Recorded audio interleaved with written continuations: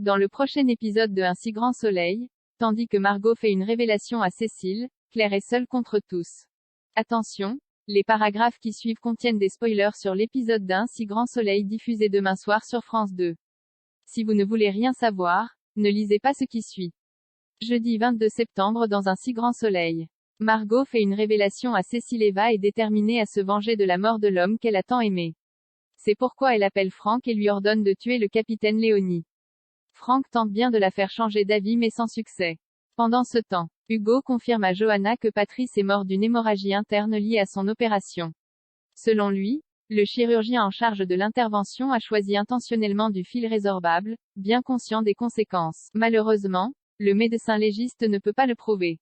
De son côté, Christophe fait une crise d'angoisse. En se remémorant les images de l'opération de Patrice, il se tétanise puis s'écroule sur le sol. Heureusement, Charles est là pour s'occuper de lui et lui propose même de travailler plus pour le soulager afin qu'il puisse prendre du temps pour lui.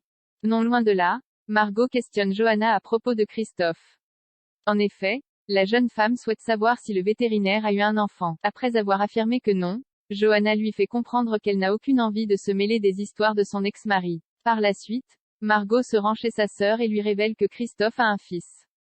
Comme elle refuse de la croire, Margot attend que Christophe rentre à la maison pour le mettre au pied du mur. Mal à l'aise, Cécile demande alors à sa sœur de partir pour les laisser seuls puis demande des explications à Christophe. Claire est seule contre tous. Hélène et Alix déjeunent tranquillement au sauvage lorsque l'infirmière reçoit un appel du commissariat. Pendant ce temps, Florent tente de convaincre sa compagne de retirer sa plainte mais celle-ci refuse de s'écraser face à Hélène pour préserver de bons rapports avec son père.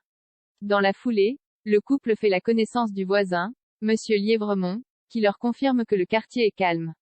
Pour Claire, les actes de vandalisme dont elle a été victime ne sont donc pas arrivés par hasard. Au poste, Hélène assure à Élise qu'elle est innocente.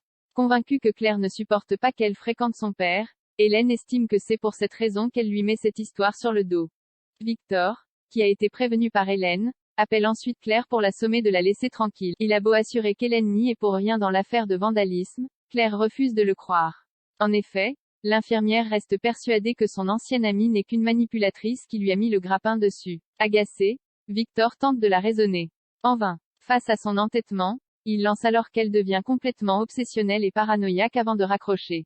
En fin de journée, Florent surprend une conversation entre Kira et Enzo et autant dire que l'adolescente n'a pas des mots tendres à l'égard d'Hélène. Après avoir expliqué à Kira que cette dernière n'y était pour rien, Florent retrouve Claire au bord de la piscine et l'enjoint à arrêter de monter la tête de leur fille. Une fois de plus, il lui rappelle qu'ils n'ont aucune preuve de la culpabilité d'Hélène avant d'ajouter qu'elle n'est pas objective. Selon lui, sa perception est biaisée par ce qu'elle a vécu. Des propos qui blessent profondément Claire qui se met à pleurer.